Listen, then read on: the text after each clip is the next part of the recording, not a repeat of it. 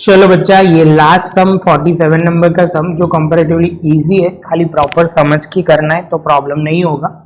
47 number के सम में क्या इन्फॉर्मेशन है? Financial year ended on M N limited ends on 31 May. तो वो 31 मई को क्या हो रहा है, उनका फाइनेंशियल ईयर खत्म हो रहा है। इसके बाद after the preparation of income statement for the year ended on 31 May 2009 the following balance remain on the books. तो बुक्स में इंफॉर्मेशन कुछ इस तरह है। और बच्चा सीधा हम ये देखते हैं at the end of the मतलब 31 May 2009 it was decide to transfer general reserve and pay final share dividend and 5%। Pay करना है, पे किया नहीं है तो इसमें कोई एंट्री नहीं लिखी जाएगी, बस खाली नोट्स टू अकाउंट्स में लिखा जाएगा। नोट्स में लिखा जाएगा कि क्या लिखा जाएगा कि ये हमें पे करना है, बस वो, क्योंकि पे नहीं किया तो एंट्री नहीं आएगी। पहला बोला हुआ है prepare the statement of change in equity and limited for the year ended on 31 May 2009 and prepare the statement of financial position of M N limited on 31 May 2009। तो बच्चा स्टार्ट करते हैं। सबसे पहले आप बोलोगे सर, हम नाम लिख देते हैं सबका। चेंज इन इक्विटी में सबसे पहले होगा, आप बोलोगे जनरल रिजर्व दिख रहा है सर, ऑर्डिनरी शेयर दिख रहा है, और रिटेन अर्निंग तो ऑब्वियसली होगा ही, प्रॉफिट फॉर द ईयर। और रिटेन अर्निंग को इतनी चीज हमें पहले लिखनी होगी, तो सबसे पहले लिख लेते हैं। तो यहाँ पे सबसे पहले लिखेंगे ऑर्डिनरी शेयर, उसके बाद आप बोलोगे सर जनरल रिजर्व, इसके बाद आप बोलोगे रिटेन अर्निंग, और इसके बाद आप बोलोगे टोटल। तो सबसे पहले लिखेंगे बैलेंस एज ऑन 1 जून 2008। तो ये हो जाएगा। सबसे पहले बच्चा आप बोलोगे ऑर्डिनरी शेयर जो है वो 1,70,000 है। उसके बाद जनरल रिजर्व जो होगा वो 10,000 है। उसके बाद आप बोलोगे यहाँ पे जो इंफॉर्मेशन है, आप बोलोगे रिटेन अर्निंग, तो रिटेन अर्निंग जो है वो कितना है, 5,200 है, वो लिखा जाएगा। और टोटल हम करना शुरू करेंगे। तो फर्स्ट ऑफ ऑल यहाँ पे आएगा 1,99,500, वो टोटल लिख दिया।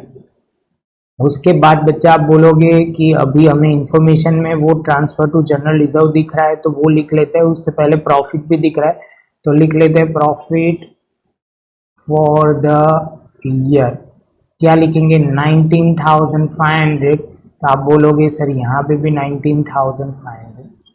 उसके बाद बच्चा हमें जो काम का है वो है जनरल रिजर्व, तो लिखते हैं ट्रांसफर टू जनरल रिजर्व। तो आप बोलोगे सर 5,000 रिटर्न अर्निंग में से माइनस होगा और 5,000 यहाँ प्लस होगा, यहाँ कोई इफेक्ट आएगी नहीं। उसके बाद बच्चा डिविडेंड भी हो हमें लिखना पड़ेगा। आप बोलोगे सर कौन सा डिविडेंड, तो यहाँ पे आप शांति से देखोगे लास्ट पॉइंट में, तो इंट्रीम डिविडेंड है, जो इंट्रीम डिविडेंड है वो 3600 है, वो रिटेन अर्निंग में से माइनस हो जाएगा।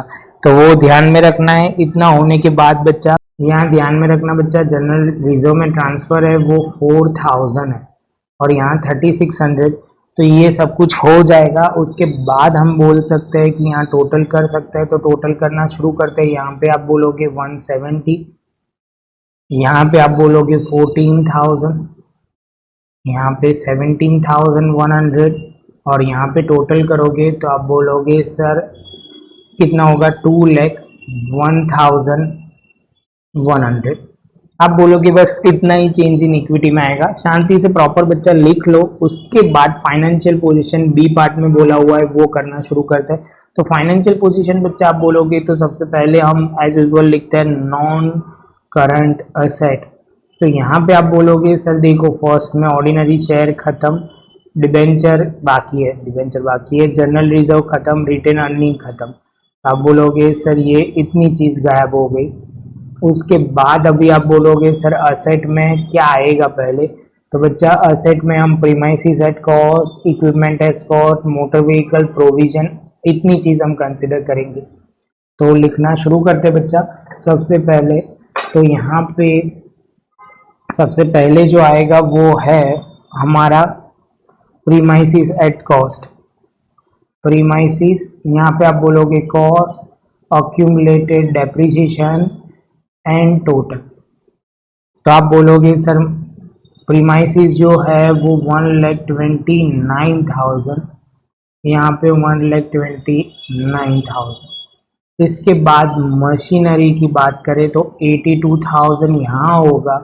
अक्यूमुलेटेड डेप्रिसिएशन उन्होंने बोल दिया है 32,800, माइनस करेंगे बच्चा तो 49,200। इसके बाद तो ये भी हो गया, ये भी हो गया। मोटर व्हीकल की बात करें, मोटर व्हीकल बच्चा है 28,000, इसमें से आप बोलोगे 15,750 वो अक्यूमुलेटेड डेप्रिसिएशन, माइनस करेंगे तो बच्चा 12,250। सबसे पहले टोटल यहाँ का होगा 1,90,450। दूसरा टोटल हम यहाँ करते हैं 32,800 प्लस 15,750। टोटल करोगे बच्चा तो 48,550, और ये तीनों का टोटल 1,29,000 प्लस 82,000 प्लस 28,000, तो आप बोलोगे 2,39,000। तो ये भी हमारा हो गया। आप बोलोगे सर ये पॉइंट क्लियर। उसके बाद बच्चा हमारा जो है करंट असेट में लिखा जाएगा इन्वेंट्री। इन्वेंट्री जो है वो आप बोलोगे सर यहाँ से हमें मिल जाएगा, ये ऊपर दिया हुआ है कितना 25,320। इसके बाद ट्रेड रिसीवेबल है, तो ट्रेड रिसीवेबल में हम लिखेंगे यहाँ पे 21,400, और आप बोलोगे सर इसमें आप प्रोविजन फॉर डाउटफुल डेट भी है जो नीचे दिया हुआ है 428, तो आप माइनस करोगे तो 20,972। तो ये हमारा पॉइंट हो जाएगा। इतना होने के बाद बच्चा हम टोटल करना शुरू करते हैं। तो टोटल करेंगे, आप बोलोगे सर टोटल करने से पहले एक बार रुको तो सही, बैंक देखो, अदर रिसीवेबल देखो। तो बच्चा लिख लेते हैं, बैंक जो है डेबिट बैलेंस है तो यहाँ ही आएगा 31,300 आप बोलोगे, और अदर रिसीवेबल बोलोगे तो बच्चा आप कितना होगा 833। टोटल करोगे बच्चा तो 2,68,875। तो ये बच्चा हमारा खत्म।